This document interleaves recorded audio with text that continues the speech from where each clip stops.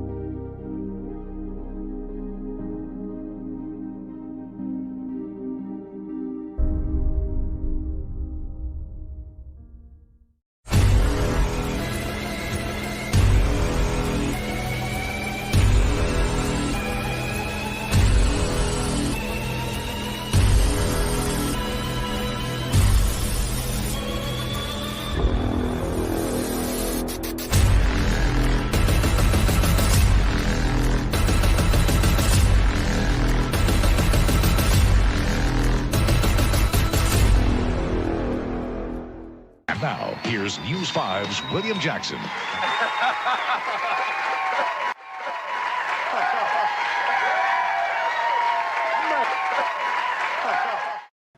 Well, my takeaway from that, guys, today is we may need to think about changing the intro to this show. Something like with the Titanic music and, you know, the guy playing the fiddle on the Titanic as it's sinking. Maybe Trains that's what we need to change it derailing. to.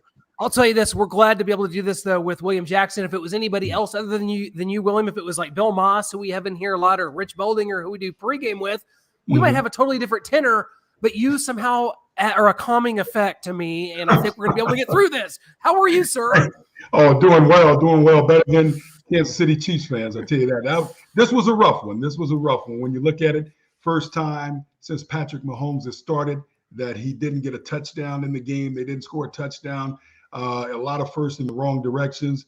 And I tell you, from the word go today, they didn't seem to have the energy. And I tell you, we thought that Derrick Henry would do it on the ground. And I tell you what, the defense of line did pretty good for Kansas City with Henry, but they found other ways to beat you, like in the air. And I tell you, even Henry's throwing touchdown passes now. So this was a rough one, and they're trending in the wrong direction talking about those Chiefs. Yeah, and before we get too negative here, we've already done it a little bit, as it well deserves. Let's go to a positive note from the game, and that is Nick Bolton, the best player on the field today for the Kansas City Chiefs, that is. He was really coming alive as a rookie. He's had some good games, but this was his best game to date. And, man, he was flying around there, kind of reminded me of Derek Johnson a little bit, knifing through the offensive line, getting Derrick Henry in the backfield. Talk a little bit about Nick Bolton and the steps that he's made. That's funny. He was on my sheet right here. That was the next person I would mention because he had a great game. And on one play in particular, he dropped Henry for a 1-yard loss, right?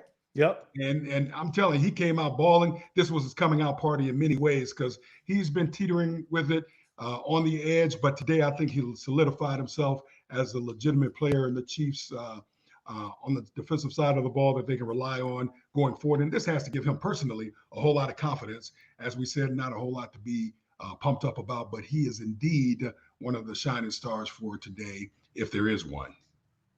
Guys, we have a lot of comments coming in, as you might find typical here. We'll try to get to some. We'll try to answer some of the questions. Where is Josh Gordon? We'll get to some of that stuff. And with regards to Nick Bolton, William, this is a guy that we saw play a lot here at the University of Missouri. I said coming into this when we drafted him in the second round that this is one of the most instinctive linebackers I've ever seen. Not the stereotypical size, maybe speed. He's going to struggle in coverage, but when you saw him move over to that Mike linebacker position today, guys, he thrived, and I think that's where you're going to see him hopefully from now and into the future. So, guys, thanks for joining us. If you're in there and you've got something to say, if you got something venomous to say, you need to get it out. This can be your group therapy session. We can at least provide that. But William, I was taken back by kind of a quote from one of my favorite shows, The Office. And that quote was from Ed Helms. And in that show, he said, "I wish there was a way to know you're in the good old days before you've left them." And I think that for a lot of Chiefs fans, you're thinking about that now, that it just seems like it was only, 16 months ago that you're in Miami. Patrick Mahomes has the Lombardi Trophy hoisted overhead. This franchise has won its first Super Bowl in 50 years. 16 months later, and you're sitting here grasping at straws. What happened? This was supposed to be a dynasty, whatever that means. But all of a sudden, you're really longing for some better days. And it just seemed to all happen so fast. Isn't that the truth, too? Because if you look back, you said, okay, we'll definitely win a bunch of these in a row because we have the team, we have the players, we have Patrick Mahomes. But something a lot of NFL players say is that it's hard to continually get back to the big game. And it's hard to stay on top because of the parity in the league. And we're seeing it for Kansas City. And I think this year, even the first few games, everybody said, you know what, they'll get it together. No problem. We'll do this and that. But the defense, after making strides last week and going up against a tough Tennessee team today, fell back a little bit. And that's the most concerning thing, is that the defense isn't working. So all of a sudden, Patrick Mahomes and the offense starts pressing. And he had, 3 turnovers again today? And that's the part that really gets you, because it used to be a time Patrick Mahomes and company could pull you through. But now the defense is being exposed when they have to step up and perhaps give some help to the offense when they turn it over. They haven't been able to do it. The other team's been able to convert on those offensive plays when they get it after the turnover. And so it's not clicking on any side of the ball when you see that kind of stuff happening. And that's unfortunate, too. They have the weapons, but now they're not really getting that production. The running back position, they're not getting a whole lot there. But I think they were behind the 8 ball from the word go today, and they couldn't get it going. I mean, when were they down? 24-0 at the half? Yeah. When is the last time we could say that, when it's the Kansas City Chiefs team that we're thinking about, right? It's been a minute. Yeah, we have a question here from Lana Floyd Royer. Sincere question: is it possible our players are just worn out mentally and emotionally after the last 3 to 4 years? You think about it: AFC Championship game, Super Bowl, devastating loss in the Super Bowl that they weren't expecting, 34-9. So, what do you make of that? Is that a possibility? Is that in play here? Oh, definitely. I think it's rare air, like we used to talk about with Michael Jordan, right? To stay on top, and it is taxing on you. Anybody will tell you to stay there. That's why people marvel at Tom Brady and what he's been able to do, because it's hard to stay on top when everybody's gunning for you week in and week out, and you're their bulletin board material every week. If we can beat you, we've made our season in some sense. And Kansas City has been wearing that for the past couple of years and doing well. But this year, we're finally starting to see where that's crumbling a little bit. And I think that's a very good point from the viewer to make. I think that is a real possibility, and we're kind of seeing it right now. Noah, we talked as we were leaving Super Bowl 55. We were exiting the stadium there in Tampa, Raymond James Stadium. We're in a bad mood, much like we are right now. It was a little worse because a little more money went out the window that day. We talked about that Brett Veach, like, you see what's coming. This offensive line was dreadful in the Super Bowl. I said, Noah, there's going to be a knee-jerk reaction like you've never seen in this offseason that's going to try to correct this offensive line. You saw it. You give up a first-round pick for Orlando Brown. You bring in Joe Tooney to a high-dollar deal. You draft Creed Humphreys. You draft Trey Smith. And this offensive line is dreadful. You saw Orlando Brown get continually worked today. It's a major problem. This is a guy you've given up a first-round pick for. And, by the way, Noah, you're supposed to pay him this offseason.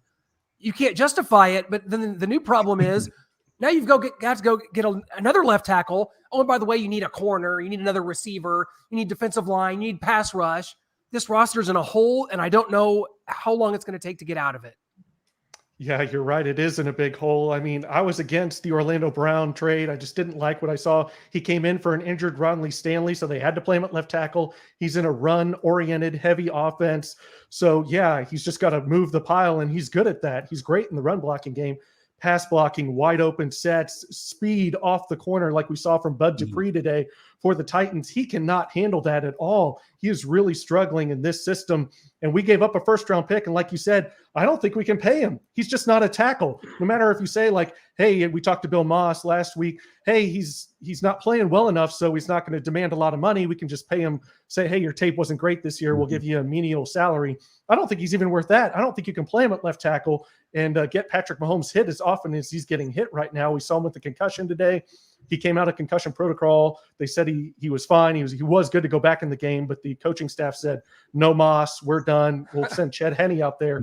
But yeah, we've got a lot of holes. We need a number 2 receiver. We need a corner. We need edge rushers. We need maybe some more linebackers. Neiman and Sorensen have to go. Hitchens is going to go. So we've got a lot of things to fill, a lot of decisions to make. And I think Orlando Brown's a decision that he's kind of making for us, that he can't be brought back, which is devastating because you lose that first-round pick for nothing.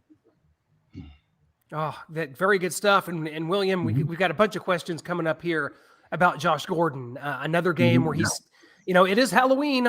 He's playing the part of a ghost out there. He's not out there. He's not playing. He's not getting the snaps. He's not getting the reps. Is this just another Le'Veon Bell type situation? The Chiefs just aren't comfortable with him yet. It seems like when there's struggles and there's guys that are unreliable turning the ball over, why not give more reps to Josh Gordon? What's going on there? That's glaring too, because they need so much help right now. And that would be a quick fix, you would think, with his athletic ability, as we've talked about last week. You have to put him in because he can give you that energy, but he's not on the field. And that makes you a little curious big time, because all that talent, if he's not out there, is he not learning the plays? Is the chemistry bad? And it's hard to figure out. I don't know what's being said right there on the streets of Kansas City, but if you bring him in, and you took a chance on this guy and you haven't seen him week after week, that is very, very suspicious to me. Yeah, Eric Bieniemy came out this week talking about Josh Gordon. He said it's on the coaching staff to get him in more. That's why he hasn't been in. We need to keep in mind and have it in the forefront of our minds to get him out there. If he makes a mistake, that's all right. He's not going to make the same mistake twice. He's a smart kid. But they're not getting him out there. Late in the game, you saw Kelsey, Hill, and Robinson go to the sideline. Marcus Kemp comes on. Josh Gordon's nowhere to be found. So that is a huge question mark for me. I have no idea what's going on. The Chiefs are going to get a bad reputation for bringing in some of these guys that want a chance and not giving them a chance, like Le'Veon Bell and now Josh Gordon. So that's a big question mark for them, getting some of these guys that want some chances to come to a good football team. We were in the Kansas City Chiefs and have a chance to play with Patrick Mahomes, but they're not putting them on the field. Yeah, and that's it when you talk about Gordon too, because there's some standard basic plays you could put him in on, right? Even if it's just come in the game, run a 20-yard out, come across the middle with your sides, whatever the case may be. That's simple enough to execute. So I don't understand why that's not happening. So that too has me a little confused in a sense. You know what I mean? Because why not put him out there? Some things he can do. He's been a leading receiver in this league. He knows how to play in the NFL. Very good player. Find some way to put him in. You devise 2 or 3 plays and let him do his thing, if that indeed is the case, right? Well, guys, we love getting the questions here on our Facebook. We're trying to get to as many as we can. If you're on our Facebook group, the Patrick Mahomes Fans by Starcade Media Group, and your name isn't showing up, just go ahead and click OK on that so StreamYard can recognize that it is you. Yeah, instead of saying Facebook user, it'll say your name, like Justin here, who says the line's trying to mesh. And I agree with him there, but when the defensive line is the highest paid in the league, and I think this is a good point here by Justin, Clark and Jones, the highest paid in the league, and only had 7 sacks coming into this game. That is stark. And then you did see Chris Jones move back into the 3 technique there at times, and he was able to get pressure. He was key on the Willie Gay interception. He was able to create some penetration in the middle that led to L'Jarius Sneed kind of getting through and getting the pop on Tannehill. But guys, this defensive line, when you've got Frank Clark, the kind of money that is, Chris Jones, and then you're not able to go get a Whitney Merciless. You didn't sign Melvin Ingram when you had the chance. You could have brought Justin Houston back. You just sort of ignored it, and now here you are getting blown off the ball in every down. It's just this. There's a lot of things, William. We could go through here. There's just a lot of problems in this defensive line. Is sure one of them. Sure, throw them in the mix. Get them in line. That's another Veach and Spags issue because Exactly. Veach didn't bring in anybody. Like you mentioned, Melvin Ingram, Whitney Merciless decided to go to Green Bay. Justin Houston this offseason. They got Joshua Kando, but he's an unproven raw talent that we heard with Tano Passanio. And so they decided to start Chris Jones at the defensive end with no insurance, no backup plan if that doesn't work, and it's not working.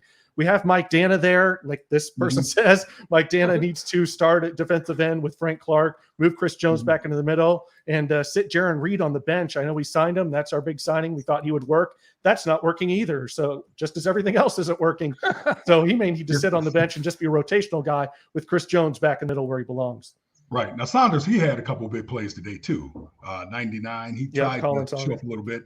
And that was positive in a sense. But overall, as you just alluded to, it's just too many holes to fill. It's just no chemistry right now. And they're not vibing. And the end result is what we saw today, because the way the Titans were moving the ball was unbelievable. And I haven't seen it quite like that. Again, like we say, the offense, talking about the Chiefs, when they're not putting points on the board, it exposes all of that a little more. And I think over the past couple of weeks, they've been exposed big time. Again, I thought they were making strides last week in Washington. And now back to this. But you did play a very good team today. But the Chiefs team that we know, when they play very good teams, they play even better. And that hasn't been the case so far this year. Yeah, and this person says, how do I get my questions up again? In the Patrick Mahomes fans group, there's a link in the description. So click that. Clint's throwing me off. Hit OK, and you will see your picture. Yeah, it's just we only laugh because it's been a season-long problem, and trying to get the questions on, because the streaming service we use through Facebook Live, you have to go through one more step as a viewer to get your name to show up instead of just Facebook user. It will give your actual name. We like to put names with faces here. We like to keep it more personal. So, like Noah said, do that. So, guys, we're looking down the road. This is next Monday is going to be Monday Night Football against the Giants. Then you got to go have the Packers come in here. Then you got to play the Raiders. You're 4-5. You're 1-4 against the AFC.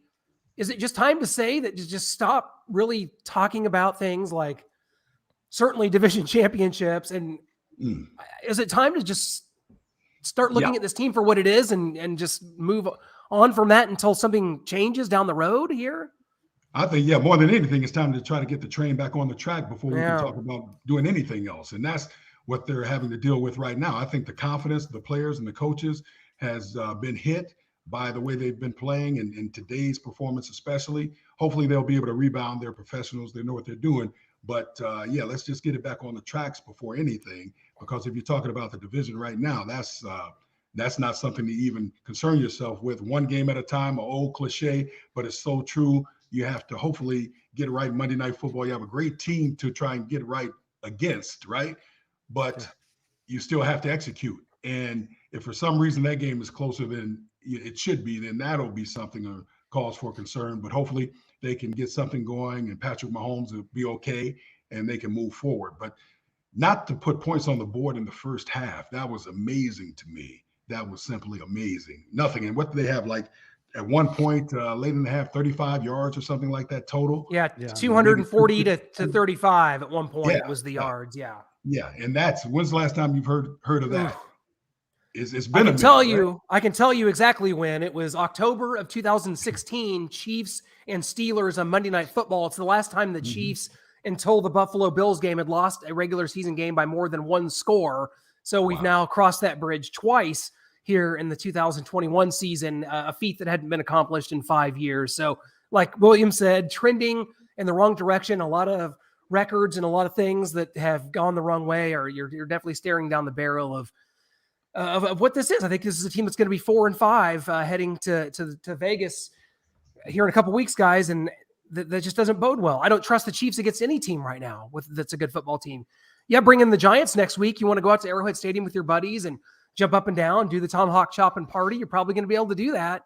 I don't know how many more times you're going to be able to do that this year. Yeah. With it big time. When you look at even Patrick Mahomes with the interception, I think he has an interception every game this year, right? Or something like that. Yeah. That is unbelievable to me, right?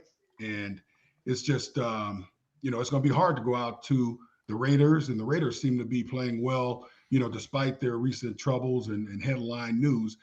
They came together last game and look like they're ready to play. And it'll be interesting. It'll be interesting. Yeah, and a question here from Justin again. Justin, thank you for all your questions you're dropping in here. We have the talent on defense, but it's not showing. Is it the coordinator or lack of effort? I think it's kind of a mix of both, what you're seeing out there.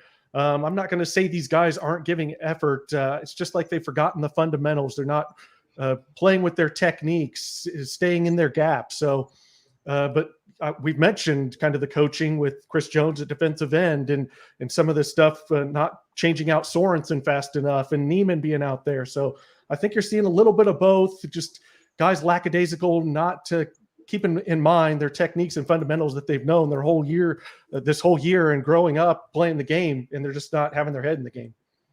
William, I got to ask you from a media standpoint, you were here back in the 90s when the culture really changed here.